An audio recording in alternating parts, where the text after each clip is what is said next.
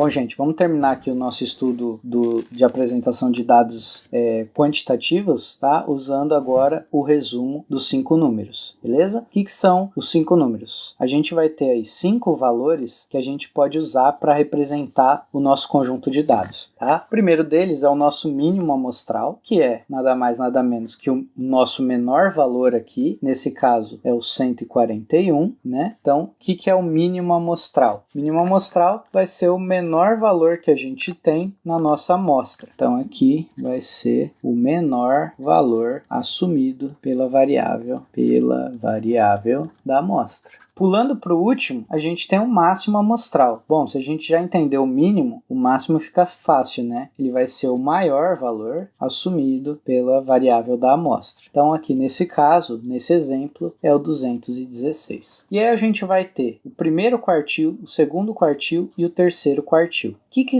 são os quartis, né? Quartil, o próprio nome já está dizendo, está dividido em 4 ali, beleza? Então, o primeiro quartil, vamos pegar aqui, ó, 0% até 100%. Se eu dividir isso em 4, eu vou ter 25%, né, de 0 até 25, de 25 até 50, de 50 até 75 e de 75 até 100. Então, o que isso significa? Ó, o primeiro quartil é o que divide a nossa amostra aqui 25% para a esquerda e 75% para a direita. Então, esse cara aqui, ele pega os 25% menores valores da nossa amostra. O segundo quartil, ele pega os primeiros 50% da nossa amostra e o terceiro quartil pega os primeiros 75% da nossa amostra, beleza? O segundo quartil aqui só uma coisa importante, os dados têm que estar organizados em rol aqui, tudo bem? Então, esse segundo quartil também é conhecido como mediana. O primeiro quartil a gente chama de Q1, o segundo de Q2, terceiro de Q3, mas o Q2 aqui também pode ser chamado de mediana, tudo bem? Então, o que acontece? Quando a gente tem uma quantidade par de números, nesse caso aqui, o nosso N, né, número de dados, é 100. Então, como que eu vou achar esses valores? Bom, 100 é par, beleza? Se fosse um número ímpar aqui, era só pegar metade para um lado, metade para o outro, é o termo do meio. Só que como é par, eu vou pegar aí, vou dividir por 2, né, vai dar 50, então eu vou pegar o 50º termo, vou somar com o 51º e vou dividir por 2. Então, é a média dos dois do meio, tudo bem? Eu não falei de média ainda, mas vocês já sabem o que é média, né? Então, fica fácil aqui, tá? Vocês estão cansados de calcular a média para saber nota, né? Então, olha só,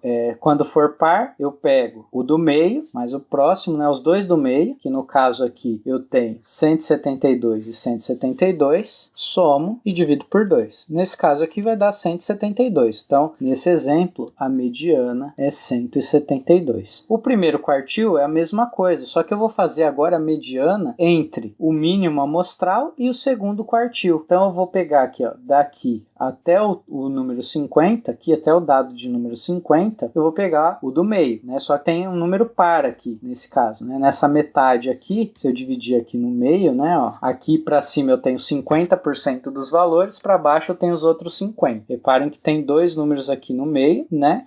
Então, por isso que a gente faz a média entre os dois. Agora, para fazer o primeiro quartil, a gente pega metade desses caras também. Só que se eu pegar metade, vai dar de novo dois caras aqui, beleza? Só que aí, como eles são iguais de novo, o primeiro quartil aqui é 162. Se eles fossem diferentes, eu fazia a média. De qualquer forma, faz a média entre os dois do meio, se for um número par. O terceiro quartil, agora eu pego a segunda metade dos meus dados e vou ver qual é o termo do meio. Nesse caso aqui, não tem um termo do meio, tem dois também, né? Que é o 75º e o 76º, tá? Então, a gente faz a média entre eles também, né? Então, ó, o primeiro quartil vai ser o termo 25 mais o 26 dividido por 2, que vai dar 162 mais 162 dividido por 2, que é 162. E o terceiro quartil, ele é quem? É o termo de número 75 mais o de número 76 sobre 2, que vai ser 183 mais 183 sobre 2, que é 183. Beleza? Então, esse daqui é o resumo de 5 números. números eu tenho mínimo amostral, primeiro quartil, segundo quartil, que é a mediana, terceiro quartil e o máximo amostral, certo? Entendido isso, a gente pode ver também como construir o gráfico de caixas ou o box plot. Então,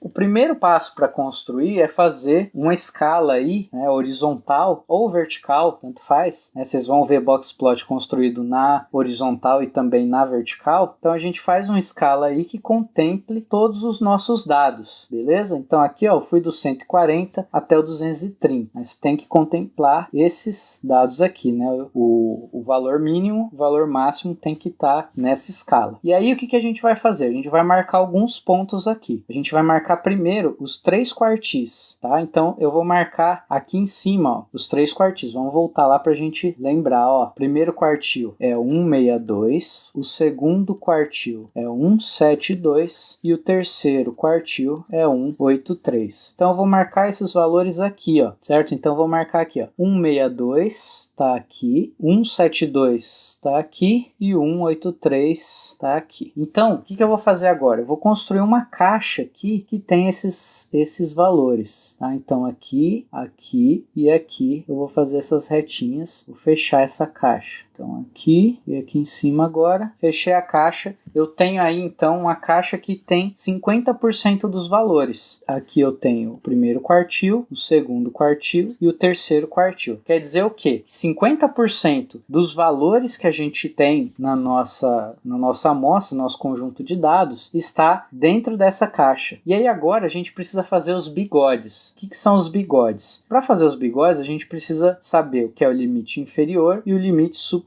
Então vamos lá. Para poder fazer isso, a primeira coisa que a gente precisa fazer é calcular a distância interquartil. O que é a distância interquartil? Eu vou pegar o terceiro quartil menos o primeiro. Então, Q3 menos Q1. E aí, o que eu vou fazer aqui? Ó? Faço a continha. 183 menos 162. Essa conta aqui vai me dar 21. Então agora eu calculei aí a distância interquartil. Agora a gente precisa calcular o limite inferior, que vai ser o quê? Ele vai ser o máximo entre o nosso valor mínimo, certo? Que é o primeiro ponto lá, ó, mínimo amostral, e essa continha aqui, ó, que vai ser o primeiro quartil menos 1,5 vezes a distância interquartil, tá? Então, é meio esquisito isso, mas vamos lá. Qual que é o nosso valor mínimo aqui da amostra? É 141. Agora vamos fazer a continha aqui, ó. Q1 é 162. 162. Vamos pegar esse cara aqui, vamos multiplicar, ó. D e Q é 21. Se eu multiplicar por 1,5, então, vezes 1,5, isso daqui vai dar 31,5. Então, eu vou tirar 31,5 de 162. Então, menos 31,5. Aqui dá 1, dá 5, 0, 3 e 1. Então, aqui deu 130,5. Qual que é o maior desses valores? O maior desses valores é o 141. Então, o limite inferior é 141. Então, lá no 141, eu vou lá e marco um pontinho, beleza? Nesse ponto aqui, eu vou fazer um bigode. Então, eu venho aqui e faço o bigodinho.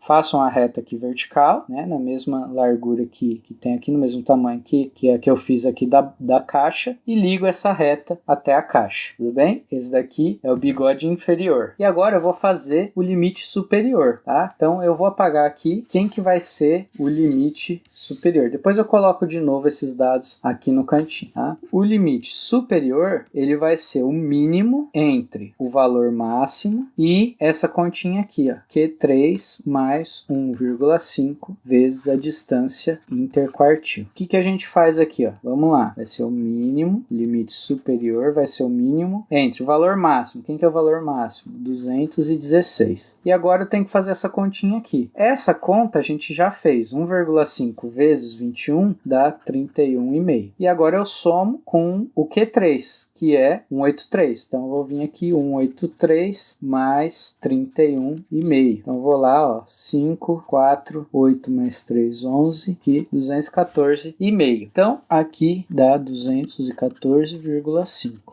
E eu vou ver agora quem que é o mínimo entre esses dois. Então, o limite superior vai ser o menor valor entre os dois, que é 214,5. Então, a gente vem aqui no nosso box plot e a gente vê aqui, ó, 214, 215, 214,5. É algo por aqui, assim, ó. Então, a gente vai lá, marca o nosso bigode, vou marcar direitinho aqui, marca o bigode e liga ele até a caixa. Então, esse cara aqui é o bigode superior, certo? E aí, o que aconteceu? Aqui tá batendo no 214,5 e tem o 216. Esse 216, a gente vai vir aqui, ó, e vai fazer um asterisco nele. O que é esse asterisco? Ele é o que a gente chama de outlier, ou valor discrepante. O que quer dizer isso? Quando a gente traça o box plot, a gente tem aqui o seguinte, ó, 50% dos dados, eles estão dentro dessa caixa. 25% dos dados estão aqui nesse bigode e os outros 25% estão aqui nesse bigode. E o outlier é um valor discrepante. Normalmente ele está associado a algum erro amostral ou alguma coisa do tipo, tá? Então reparem que 216 é um valor muito diferente de todos os outros dados, né? Aqui eu entrevistei uma pessoa muito, muito mais alta do que as outras. Então, nesse caso, ele é um outlier. Então, é assim que a gente constrói a box plot, né? A gente tem aqui primeiro, segundo, terceiro quartil, o limite inferior e o limite superior. Se tiver algum dado que é muito discrepante, ele vai ficar aí depois dos bigodes, né? Ou antes do limite inferior ou depois do limite superior, como um outlier aí, tá? Só lembrando, o limite inferior, ele é o máximo entre o valor mínimo e essa continha aqui, ó, Q1 menos a distância interquartil vezes 1,5. Já o limite superior, deixa eu fazer aqui de outra cor para não confundir. Limite superior, ele é o mínimo entre o valor máximo e Q3 mais a distância interquartil vezes 1,5. Tudo bem, gente? Pode ter livros que coloque o limite inferior como o 141 e o limite superior como o 216, tá? Mas a gente sempre vai pegar isso daqui. A gente sempre vai fazer essa continha, né? Distância interquartil a gente multiplica por 1,5 e soma aqui no terceiro, subtrai no primeiro para ver até onde vai o bigodinho, tá? Se os dados acabarem antes, a gente para antes. Aqui, se os dados acabarem antes, também a gente para antes, tá? Mas a gente sempre vai fazer essa continha aí para achar o limite inferior e o limite superior, beleza?